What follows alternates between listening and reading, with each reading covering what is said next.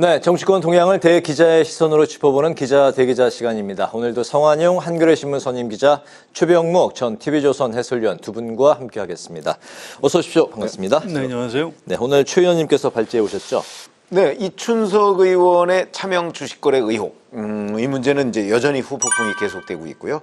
그다음에 오늘 특검이 김건희 여사에 대한 구속영장을 청구했는데 이 두 가지 문제를 다뤄보겠습니다. 네. 주식 차명거래 의혹을 받고 있는 이춘석 의원 파문이 계속해서 이어지고 있는데요. 민주당은 이미 탈당한 이 의원을 제명 조치하면서 진화에 나섰고, 또 국민의힘은 특검법을 당론으로 발의를 하고 관련 전수조사, 국회의원 현역 300명 전원에 대한 관련 전수조사를 제안을 했습니다. 경찰이 전담 수사팀을 이제 편성을 했는데요. 이번 사안 좀 어디까지 이 사안이 좀 언제까지 갈까요?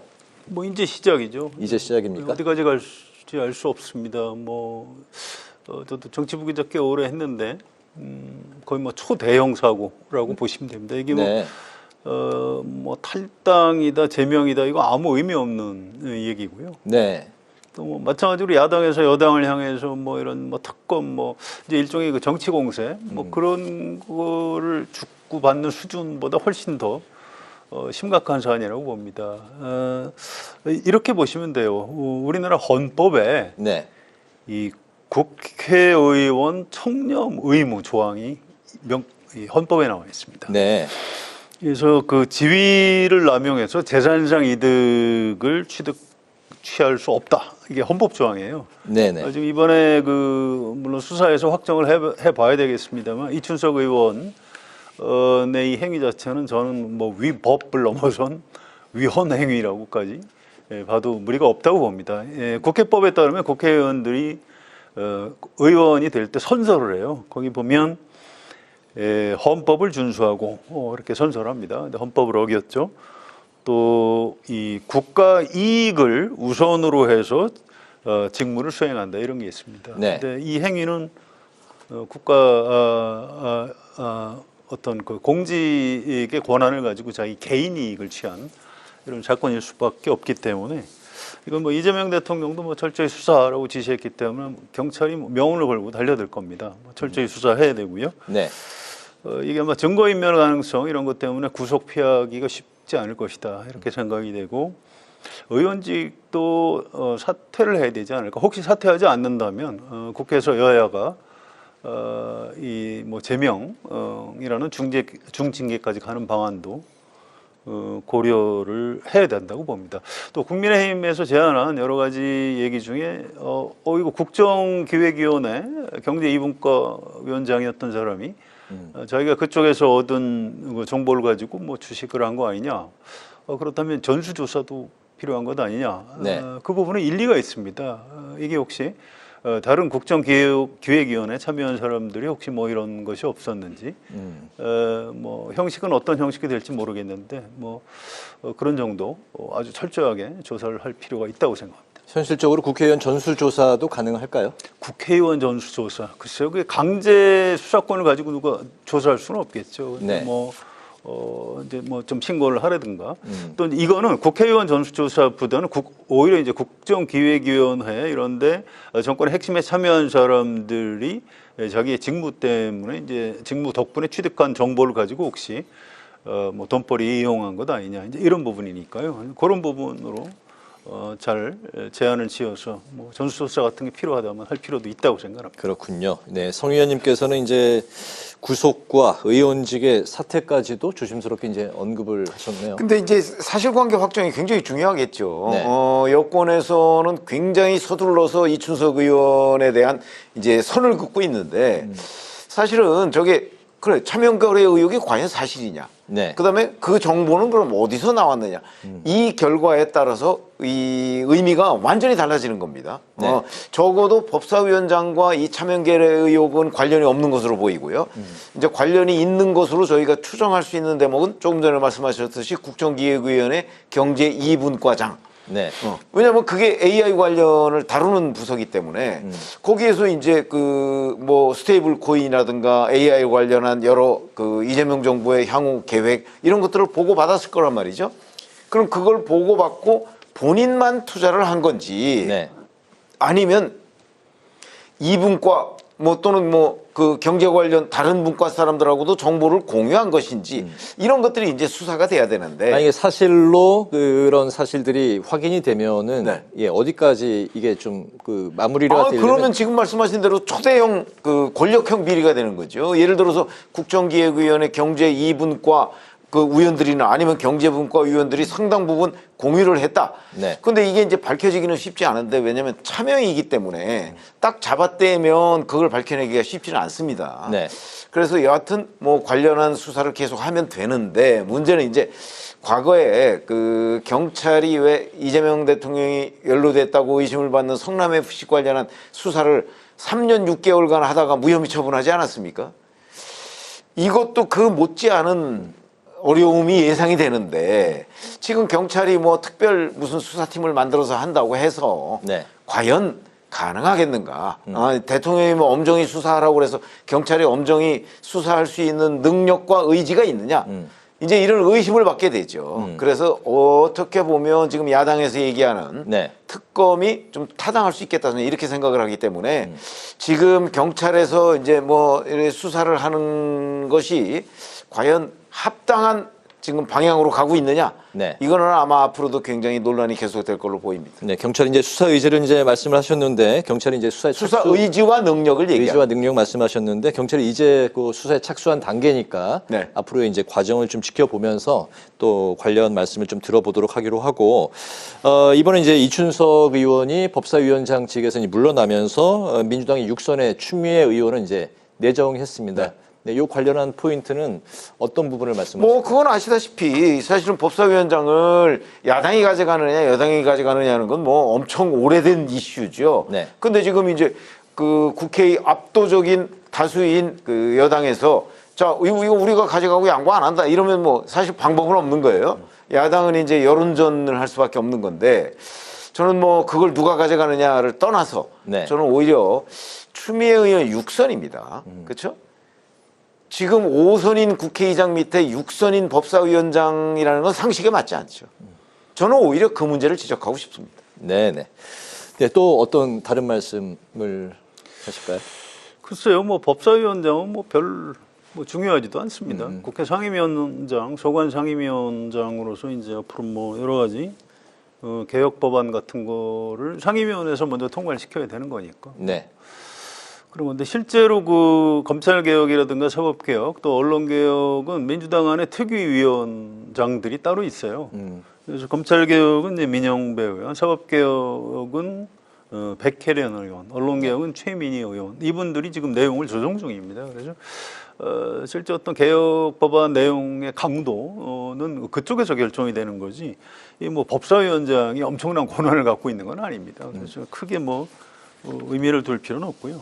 이게 이제 이재명 대통령의 5년 임기가 막 시작됐는데 대통령이 그런 얘기를 했거든요. 이 주식 가지고 장난치다가 패가 망신다. 패가 망신한다 이런 얘기를 했는데 지금 딱 그 케이스에 해당이 됩니다. 그리고 주가 5천 시대를 이제 국민한테 약속을 했죠. 뭐 대략 뭐 임기 안에 그런 정도 워낙 우리 주식 시장이 저평가돼 있기 때문에 주식이 저평가돼 있기 때문에 좀 정상화 조치만 잘 취해도 그 정도 갈 수 있다.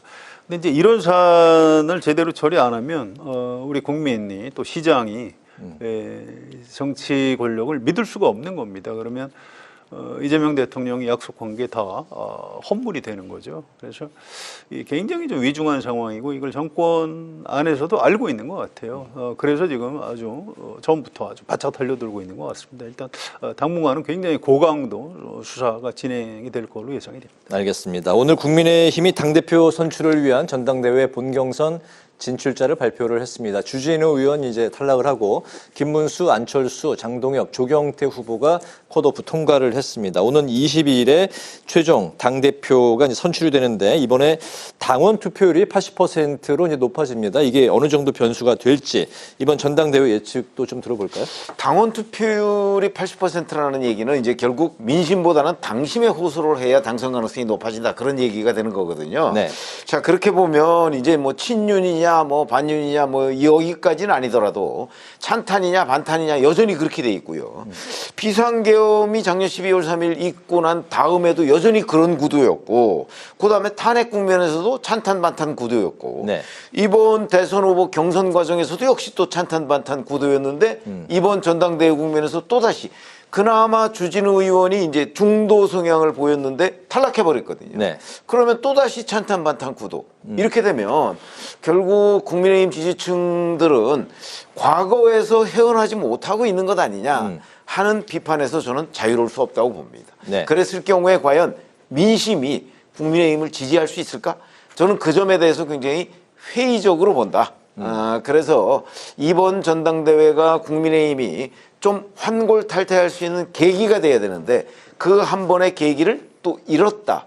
저는 그렇게 평가를 하고 있습니다. 찬탄 반탄 구도로 현재 이 본 경선이 치러지고 있는 이 구도 자체가 과거에서 벗어나지 못하고 있는 거다라고 말씀하셨습니다. 못하고 있는 거다 이거죠. 네, 알겠습니다. 네. 이번에 그 국민의힘 경선은 좀 어떻게 결과가 나올까요? 글쎄요, 뭐 애초에 예상됐던 대로죠. 뭐 특별한 변수도 없고 뭐 별 이변 가능성도 높지 않은 것 역시 같습니다. 김문수 후보가 유력한 겁니까? 뭐 그렇다고 해요. 제가 뭐 기자가 직접 정치를 하는 사람은 아니니까 자꾸 만나는 사람마다 물어봅니다. 그쪽의 의원들이나 아니면 당원들한테. 네. 근데 뭐 워낙 그 지난 대선에서 일단 41% 득표를 했던 김문수 후보고, 또 이제 지역 기반이 이른바 보수의 심장이라고 할 수 있는 대구 경북을 기반으로 하고 있다는 거. 네. 또 뭐 심지어 나이 얘기도 하더라고요. 그래도 역시 우리나라 보수는 나이가 없습니다. 예. 그래서 나이 차이도 많이 나기 때문에 지금 2등을 뭐 안철수 의원이 할지 아니면 장동혁 의원이 많이 따라잡았다. 뭐 또 일부에서는 이제 조경태 의원도 만만치 않다 이런 얘기를 하지만 그 세 분 다 김문수 후보를 이렇게 따라가기에는 좀 여의치가 않다 이런 얘기를 합니다. 그런데 이 좀 아쉬워요. 지금 최 의원님도 말씀하셨지만 이게 국민의힘의 어떤 혁신의 계기를 만들어야 되는데 네. 이렇게 되면 이제 아무 계기를 만들지 못하고 그냥 이제 주저앉게 됩니다. 이제 이게 이제 물론 국민의힘만의 현상은 아니에요. 이제 민주당도 보면 좀 이렇게 좀 당원들의 목소리가 커지면서 네. 좀 강성 지도부가 들어섰는데 지금 국민의힘 대선에서 좀 패배했으면 어떤 혁신의 계기를 마련하고 환골탈퇴를 해야 되는데 그렇게 못한 상태에서 올 가을 정기국회에서 여야 갈등이 좀 격화하는 이런 상황으로 치닫는 것 같습니다. 안타깝습니다. 알겠습니다. 이런 가운데 오는 그 8.15 광복절 특별 사면 대상자에 조국 전 대표가 포함이 됐습니다. 그동안 여러 가지 설왕설래 포함시켜야 된다라는 이제 뭐 그런 주장하는 측면이 있었고, 또 반대로 그래서는 안 된다라는 이제 반대 목소리도 만만치 않았었는데 결국 이제 명단에 포함이 됐고, 최종 명단이 오는 12일 국무회의에서 최종 확정이 되는 상황입니다. 이재명 대통령의 의중이 가장 중요할 텐데 좀 어떤 판단을 내리게 될까요? 글쎄요, 일단 뭐 이 얘기가 정권 핵심부 주변에서 좀 조금씩 흘러나오는 걸 보면 뭐 사면을 하는 쪽으로 이재명 대통령의 마음은 기운 것으로 네. 그렇게 추정이 됩니다. 그런데 이게 이제 조국 전 대표가 그 형기의 지금 절반도 못 채운 상태고요. 네. 또 이제 국민통합 정치 사면을 할 수도 있는데 조국 전 대표를 하려면 지금 야당, 그러니까 보수 쪽에 또 뭐 국민통합을 위해서 사면을 할 대상이 있어야 되는데 지금 뭐 3대 특검이 뭐 막 지금 수사를 하고 있는데 그쪽을 이렇게 사면 복권해줄 분위기는 아니거든요. 그래서 네. 어떤 정무적 판단을 한다면은 지금 이번 8.15 때 조국 전 대표 사면하는 거는 잘 맞지는 않아요. 네. 이제 워낙 많은 종교인들이나 또 문재인 전 대통령 이런 분들이 사면을 해달라 이렇게 요구를 하기 때문에 이재명 대통령의 마음은 사면을 하는 쪽으로 좀 기울고 있는 것 같습니다. 네, 결국에는 좀 사면 쪽으로 기운 게 아니냐. 네. 글쎄 그런 보도들이 나오고 뭐 대통령실을 취재하는 기자들 사이에서도 이제 그렇게 얘기를 하고 있는 사람들이 대단히 많습니다. 네. 근데 이제 저희들의 경험으로 보면 저는 이재명 대통령이 조국 전 대표를 사면하기 어려울 거라고 지금도 생각을 해요. 왜 그렇죠? 그게 왜 그러냐면 네. 사실은 조국 전 대표는 이재명 대통령의 거의 버금가는 팬덤을 가지고 있는 몇 안 되는 정치인입니다. 네. 근데 지금 정권 초반이잖아요. 더군다나 이재명 대통령과 어찌 보면 같은 그 진영에 있는 사람이란 말이죠. 이런 상황에서 사면복권을 해줬을 때 갑작스럽게 어찌 보면 정권의 뭐 2인자까지는 아니어도 하여튼 네. 뭐 2, 3인자 정도로 부상을 할 가능성이 있어요. 정치적 위상이. 네. 자, 그렇게 되면 이재명 대통령한테 과연 도움이 될까? 저는 별로 도움이 안 된다고 보거든요. 저희들의 네. 경험상. 그러면 대통령으로서는 사면복권 해주는 것이 상당히 껄끄러울 수 있다고 저는 보고 있어요. 아직도. 네. 그래서 한번 최종적인 결론은 한번 두고 좀 보시죠. 알겠습니다. 오늘 12일, 오늘이 7일이니까 이제 닷새 후가 결정이 나게 됩니다. 그때 이제 관련한 이야기를 또 나눠보기로 하고요. 한편 김건희 특검이 윤석열 전 대통령 체포에 다시 또 실패를 했습니다. 물리력을 이제 동원을 했지만 이번에도 윤 전 대통령의 완강한 거부가 있었고 부상이 또 우려되는 상황이었다고 이제 밝혀졌는데 오늘 윤 전 대통령 측은 조사 없이 기소 여부를 결정하라고 말했습니다. 어떤 전략인 건지 또 앞으로 이제 수사는 좀 어떻게 진행이 될까요? 전략 그런 건 없는 것 같고요. 네. 조사 받으나 안 받으나 어차피 중형을 피할 수 없다. 좀 자포자기 상태 아닌가 싶은데. 자포자기. 다 좋은데 좀 부끄럽지 않나요? 이 판사가 발부한 영장에 지금 불응을 하고 검찰총장을 했고 대통령을 했던 분이고 최근에 그 영장 집행에 불응하는 것, 뭐 또 속옷 바람으로 있었고 뭐 이런 것들이 전 세계 뉴스로 퍼지면서 뭐 아주 뭐 나라 망신을 지금 톡톡히 하고 있는 셈이거든요. 그래서 그냥 체포돼서 네. 특검에 가서 진술 거부권 행사하면 되거든요. 그건 피의자의 이제 헌법상 권리니까. 네. 근데 왜 그렇게 안 하고 지금 여기 구치소 안에서 버티는지 전 도저히 그 이해할 수가 없어요. 그래서 이걸 뭐 그냥 조사 없이 기소해라 이렇게 얘기하는 것도 좀 말이 안 되는 거예요. 이게 변호사들이 그렇게 얘기를 하면 어떡합니까? 그냥 안 되는 거고요. 아무튼 뭐 어쩔 수 없어요. 뭐 이렇게 되면 뭐 특검에서도 구치소에 가서 그러면 그 특검이 조사하는 방안. 근데 그렇게 해도 조사에 응할 것 같지가 않아요. 예. 이제 그럼 그냥 기소하는 수밖에 없고 나중에 법원에서 유무죄 판단과 양형으로 반영하는 수밖에 없겠다. 지금 그런 쪽 생각이 강하게 듭니다. 네. 앞으로 이 윤 전 대통령 관련한 수사, 기소 여부 좀 어떻게 전개가 될까요? 뭐 지금 말씀하시는 아마 그런 식으로 전개가 될 거예요. 저도 뭐 생각이 좀 비슷한데 네. 그럼 뭐 굳이 그렇게 서울구치소에서 안 나오려고 할 필요가 있는가 싶은 생각이 들어요. 나와서 뭐 진술 거부하면 되는 건데 저렇게 뭐 물리력 얘기까지 안 나와도 되는 거잖아요. 결국에 그러니까 뭐 자포자기인 건가요? 저는 자포자기라고 보지는 않고요. 이제 특검이 불공정하다. 민주당 또는 조국혁신당이 추천한 특검이 어차피 이거 다 시나리오 짜놓고 하는 것 아니냐 네. 하는 그런 특검에 대한 불신 뭐 그런 것들이 전 더 크다고 봅니다. 그래서 안 하겠다 그러면 법 절차는 절차대로 따지고 본인이 또 찾을 수 있는 권리는 권리대로 행사를 하면 되거든요. 네. 좀 아쉬운 측면이 있고 다만 이제 특검에 대해서도 좀 아쉬운 측면이 있어요. 무슨 얘기냐면 자 물리력 동원하고 뭐 팔다리를 잡고 뭐 글쎄요. 이렇게 한번 생각해 보시죠. 지금 윤석열 전 대통령 65세입니다. 네. 젊은 교도관들 10명 정도가 지금 오늘 갔다고 그러죠. 젊은 교도관 10명 아니라요. 한 4명만 가면 진짜 의지만 있으면 네. 바로 체포영장 집행할 수 있습니다. 근데 이게 그렇지 않았거든요. 네. 그럼 결국 특검도 누군가한테 뭔가 상황을 자꾸 보여주려고 하는 것 아니냐. 그래서 윤석열 전 대통령 변호인단 측도 이건 망신주기용 아니냐. 실질적으로 수사는 이루어질 것 같지도 않은데 네. 이런 반론을 펴고 있거든요. 네. 저는 그 말도 맞다고 생각해요. 특검이 어떤 약간 그런 뭐 정치적인 의도를 갖고 의도를 가지고 왜냐하면 이게 지금 하지 두 않았다. 번째잖아요. 네. 두 번째니까 자꾸 뭔가 윤석열 전 대통령을 끌어내서 압박하려는 걸 누군가한테 그러니까 네. 뭐 저 집권 여당의 예를 들어서 강성 지지층이라든가 아니면 뭐 민주당이나 조국혁신당이라든가 이런 쪽에 우리가 이렇게 열심히 하고 있습니다라는 걸 보여주기 위한 방편이 아니라면 지금 저렇게 할 이유가 없죠. 알겠습니다. 그 점도 아쉬운 점입니다. 오늘 체포영장 기한이 이제 만료되는데 추후 좀 어떻게 진행이 되는 겁니까? 뭐 그거 이제 특검에서 판단을 하는 거죠. 그래서 뭐 정 안 되면 그냥 기소하는 수밖에 없겠죠. 네. 뭐 그래 시간이 알겠습니다. 많은 것 같지는 않습니다. 역시 지켜봐야 될 사안이고 이런 상황에 어제 김건희 여사는 특검에 출석해서 조사를 받았지만 혐의를 모두 부인을 했습니다.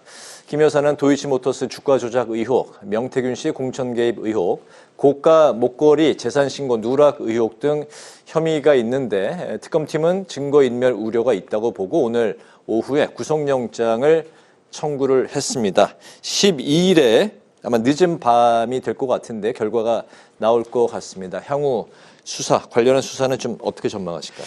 뭐 사실 이런 거 한번 생각해 보시죠. 도이치모터스 주가 조작 의혹에 관해서 문재인 정부 때 1년 넘게 수사를 했는데 네. 김건희 여사를 소환도 못 했습니다. 그때 뭐 봐줬을 일은 없거든요.